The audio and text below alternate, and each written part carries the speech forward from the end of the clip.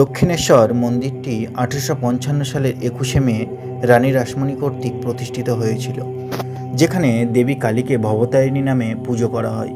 মন্দিরের প্রতিষ্ঠা নিয়ে বিভিন্ন মত থাকলেও রানী রাসমণি দেবী কালীর স্বপ্নাদেশ পাওয়ার পর মন্দিরটি নির্মাণ করেন।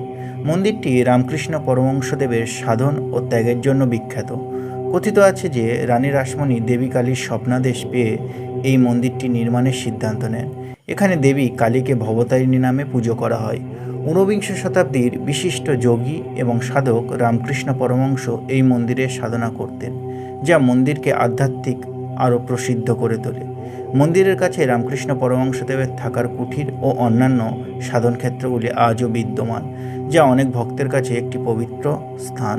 এই মন্দিরটি শুধু ধর্মীয় তাৎপর্যপূর্ণ নয়, এটি রানী রাসমণির সামাজিক ও ধর্মীয় কর্মকাণ্ডের এক অসাধারণ উদাহরণ।